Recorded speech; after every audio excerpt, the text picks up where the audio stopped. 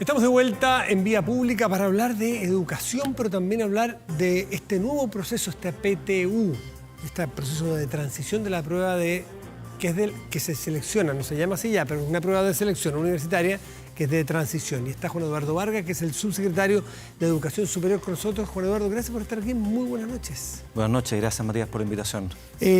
A ver, partamos por lo de hoy. Fue una jornada tranquila donde se pudo hacer para lo cual se estaba convocado a hacer, que es jóvenes, a lo mejor no son todos exactamente jóvenes, algunos que quieren ya más maduros, pero mayoritariamente jóvenes que están o se han preparado para dar su prueba para postular a la educación superior. Y eso, que es tan simple, el año anterior no se pudo hacer. Ahora se pudo hacer bien, ¿no? Se pudo hacer y la verdad es que estamos extremadamente satisfechos porque los 667 locales lograron, entre comillas, digamos, usamos una palabra parecida al momento eleccionario, lograron constituirse y las pruebas, tanto la de la mañana, la de comprensión lectora, como la de ciencias, pudieron realizarse a cabalidad sin mayores incidentes. Y eso en verdad nos llena de satisfacción, sin perjuicio de lo cual, por supuesto, seguimos haciendo un llamado a todos los jóvenes a que continúen siguiendo las instrucciones que hemos hecho públicos los últimos días en términos de las, digamos, condiciones o medidas de seguridad para efectos de minimizar la probabilidad de contagio. Ya, es que estamos hablando del contagio, que es una variable, otra variable exógena que afecta al proceso, y otra podría ser eventuales boicot.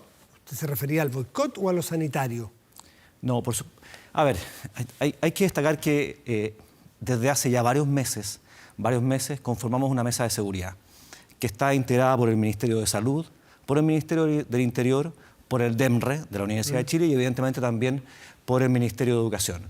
El propósito de esa mesa era elaborar todos los protocolos para garantizar la seguridad del proceso. En primer lugar, la seguridad sanitaria, pero también evidentemente la seguridad teniendo a la vista lo que había sido la experiencia del año pasado.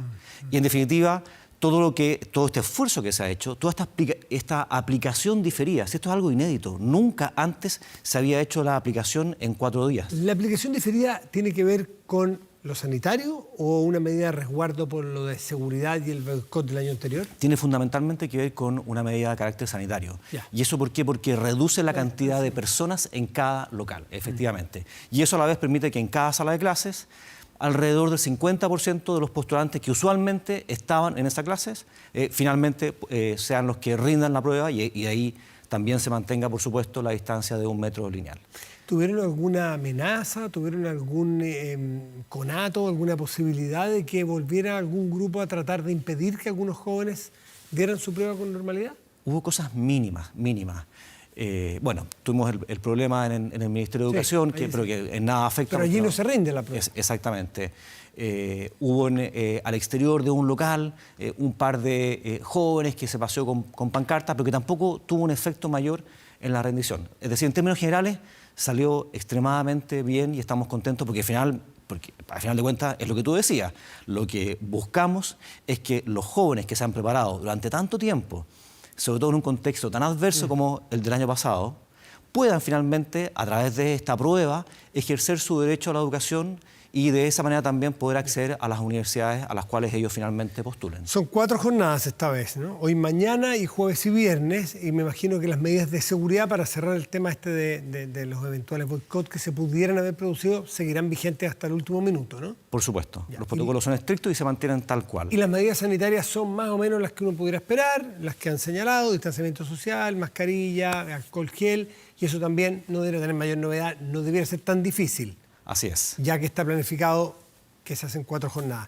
Vamos más a lo técnico, porque aquí muchos jóvenes que todavía no salen del colegio, están en segundo, en tercero medio, que pasan a cuarto medio, que están muy interesados. O sea, ¿a mí qué me va a tocar? PSU, PTU, PLP, CTA, no tengo idea. Pero ¿qué significa al final? ¿Cuál es la diferencia entre la PSU y esta en materia técnica? ¿Qué tiene de distinta esta PTU?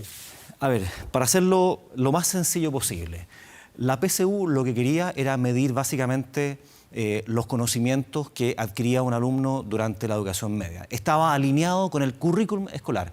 Se instaura precisamente para dar cuenta del cambio en el currículum que se estaba implementando en el sistema escolar en nuestro país. ¿Qué es lo que hacemos nosotros? Nosotros queremos transitar hacia una prueba que mida más bien habilidades o competencias. En definitiva, las competencias que pueden garantizar que ese joven, el que es exitoso en esas pruebas, sea también exitoso en su paso por la educación superior. De nada sirve que sepa mucho... Para que sea predictor. Exactamente, exactamente, que recupere esa capacidad de ser predictor estando también alineado con el nuevo currículum que se ha implementado en los últimos años a nivel de educación escolar. Ahora bien, en forma más concreta, ¿qué significa esto?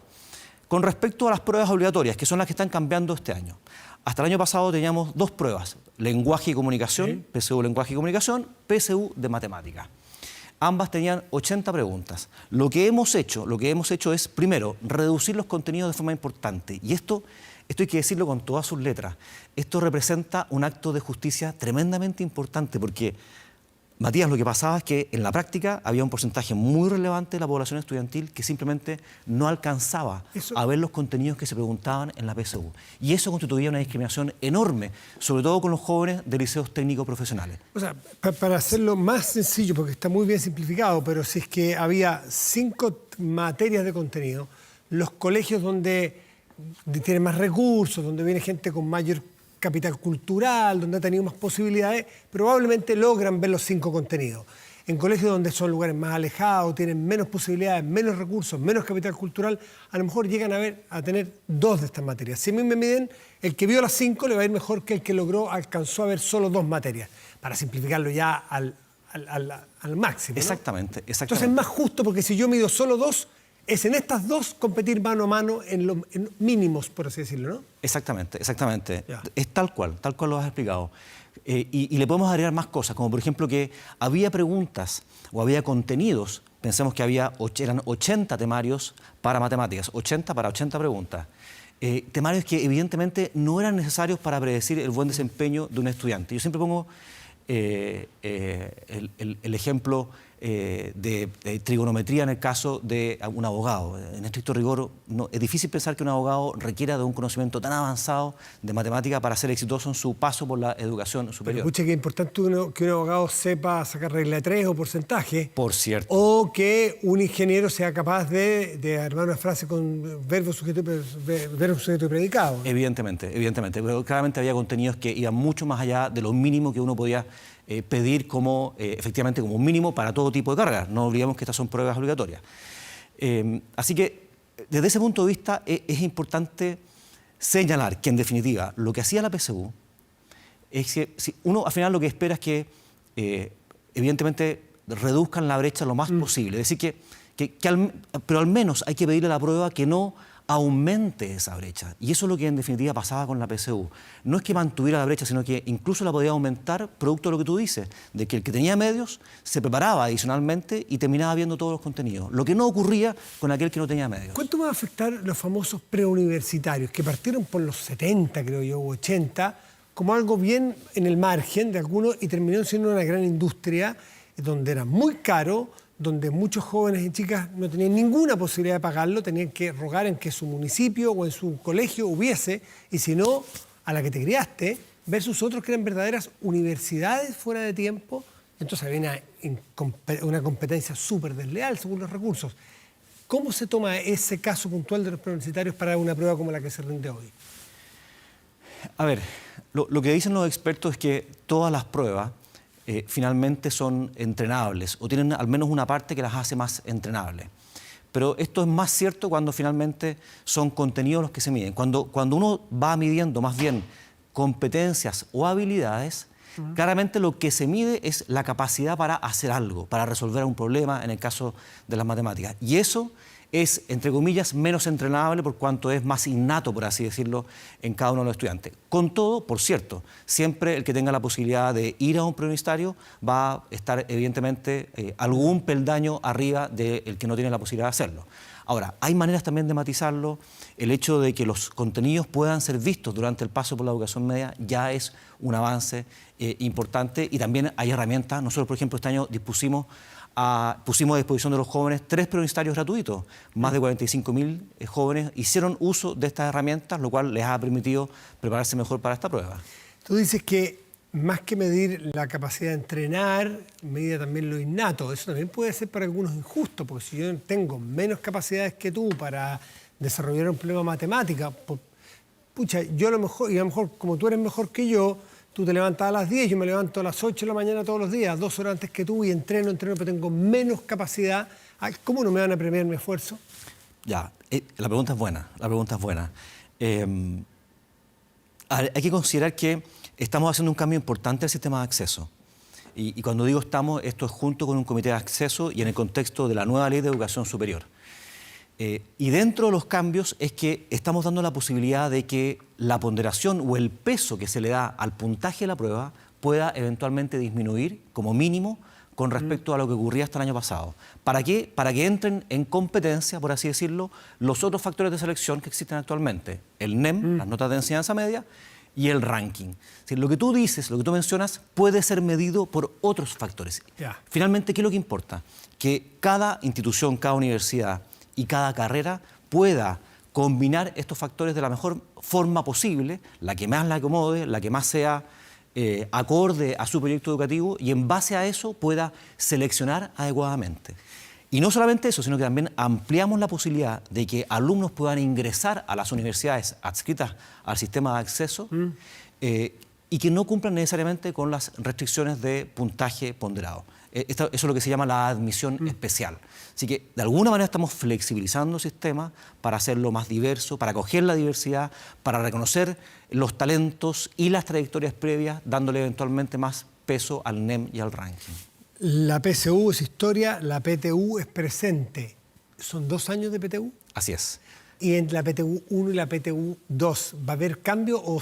Porque los muchachos, las chicas que están escuchando y que dan este año, o que pasan al cuarto medio este año, están muy interesados para preguntar cómo fue, lo de hoy, lo de mañana, o ya va a tener una modificación esta otra de transición del próximo año. A ver, este año adicionalmente, la aplicación de ahora, se están incorporando 1/5 de las preguntas de las pruebas obligatorias son de este nuevo tipo, es decir, que trata de medir más bien competencia. Para el próximo año va a ser un porcentaje mayor de preguntas del nuevo tipo. ¿Es una PTU 2.0? Sí, es que aquí finalmente lo que hemos querido hacer es una transición de partida, no hacer un cambio un poco de la noche a la mañana como el que se hizo con la PAA y la PSU, y porque además se deben monitorear estos cambios, de forma tal de que cuando lleguemos al proceso de admisión 2023, con la nueva prueba, tengamos ya claridad absoluta, o más que claridad, digamos, hayamos hecho un proceso tan riguroso que nos permita terminar con una prueba impecable. ¿Ya se está preparando, ya se está trabajando sobre esa 2023? Sí. Sí, hay un proyecto FONDEF que es el que está desarrollando el DEMRE, cuyo mandante es el Ministerio de Educación y que considera precisamente el desarrollo de estas nuevas pruebas, además de otras pruebas que también debiésemos ir incorporando. De partida, una de matemáticas avanzada para la admisión 2023. Para algunas carreras en particular. Así es, y además queremos... Porque fueron las específicas para los más viejos. Exactamente, ¿ya? La específica de matemáticas. Claro. Y también otras cosas novedosas que queremos hacer, como por ejemplo una prueba de escritura. Eso, ¿viene algo de escritura, donde ensayos?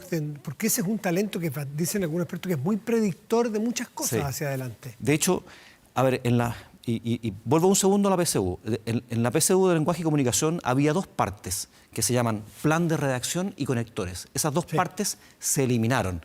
Y por eso la prueba de transición se llama comprensión lectora, porque queda fundamentalmente con una prueba de comprensión lectora. ¿Por qué se eliminan esas 2 partes? Porque pretendían medir indirectamente la escritura, cuestión que no hacían, según todos los... No lo lograban.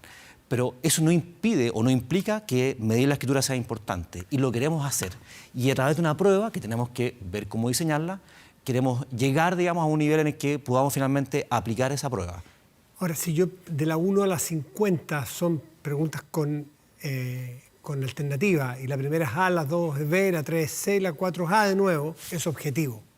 Pero si yo tengo que presentar un texto sobre mis vacaciones y tú otro, ¿quién es quién para decir que tu texto es bueno, mediano o malo, o el mío es bueno, mediano y malo? Sí, hay ciertas complejidades y los expertos ¿Quién le va a entender la letra? Estamos por ahí. No es broma, porque hay cosas que a lo mejor el que corrige, la persona que corrige, no va a entender la expresión por muy bien escrito que esté. Es cierto, pero hay que pensar que esta prueba debiese ser, o una alternativa, más bien una prueba habilitante.